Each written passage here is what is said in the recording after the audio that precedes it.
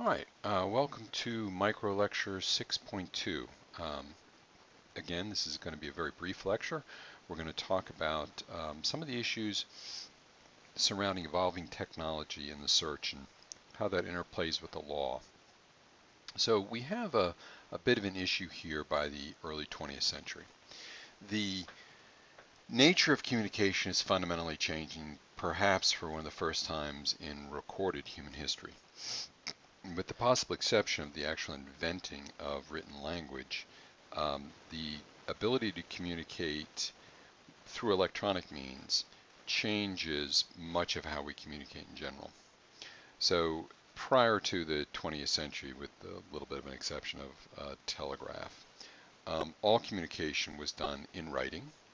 A physical object was made in exchange, or orally, we talked to one another. But by the early 20th century, we had developed phones. And of course, playing into the 21st century, there's video chat, there's email, there's Twitter.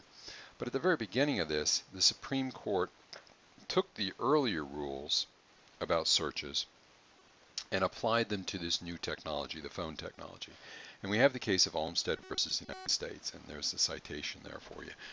277, that means it's in volume 277, US, that means it's the United States Supreme Court decision.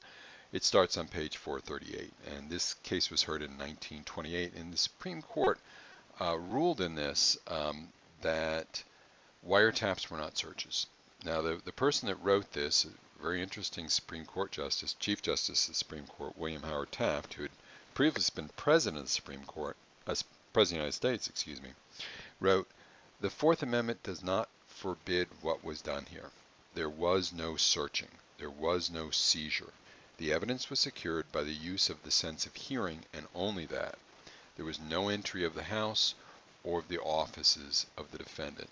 So the Olmstead rule, this early, says unless there's a physical trespass, then it's not a search. But there was significant pushback against this. Justice Brandeis wrote a valuable dissent, disagreeing with the majority here, and he specifically said that it's not so much, and this is where you get into constitutional interpretation, it's not so much the exact words of search that matter, it's what's behind those words. So Brandeis wrote, "They, the authors, sought to protect Americans in their beliefs, their thoughts, and their emotions and their sensations. They conferred, as against the government, the right to be let alone, the most comprehensive of rights and the most valued by civilized men." Now, it took 40 years, but gradually the Supreme Court agreed. And in 1967, in Cass versus the United States, the Supreme Court of the United States said, yes, there has to be a warrant for a wiretap of a phone. Now, fast forward to today, there was just a couple of years ago in Carpenter versus the U.S., a Supreme Court case about cell phone location data. And in that, the Supreme Court said something interesting. They said that the Supreme Court is obligated to ensure that the progress of science does not erode the Fourth Amendment. Of course, we're on untested ground here as we've entered this accelerated technological age. New issues are coming up. So, for example, emails. Should those be treated like letters? What about if they're sent from a company? What about if I have a copy but you don't? Or if multiple electronic copies exist? What about tweets? What about the data from cell phones? Your GPS location, their cell phone. What about the length of your call? Who you were called? Should we get warrants for those? Smartphone information, searches on the internet, and then searches with new technology like heat sensors, dogs, robots, drones. All of these are issues the Supreme Court grapples with because it's new technology. I'm going to give you one case here we could look at quickly, and that's thermal imaging. If you look at this image here, this is I think this was an English thermal imaging, but you got a row of houses here, and you notice that one end house is letting off a spectacular amount of heat. So early in the 21st century, the different police departments in the United States would use fairly complex technology at the time, thermal imaging, that wasn't readily available to the public. They would point it at houses. They would see these heat signatures, which were really indicative that there were a lot of grow lamps in there and that the people inside were growing marijuana.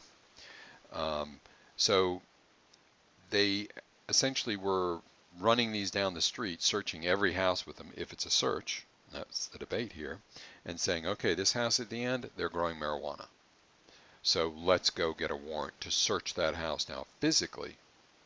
And if the warrant is based already on a search that occurred, the Supreme Court wants to know about it. So we have a case.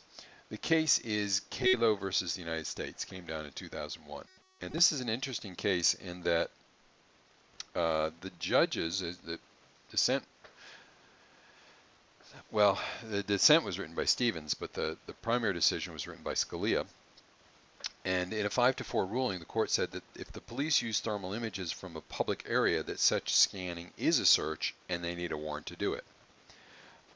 Okay, but interestingly enough, and this is where law can get so complex, Justice Scalia said, this is true so long as what equipment they're using is not readily available to the public. Once something becomes just available to everyone, the police or not, then you may not need a warrant for it. So of course in 2001, thermal imaging, thermal cameras were very expensive. They weren't widely available, but fast forward to 2020, they're much more common now, much more widely available. One could argue under Scalia's opinion, what was called his bright line rule, that at this point you can search without a warrant using thermal imaging. So all these issues are going to have to be addressed in the future. There certainly is no overarching trend.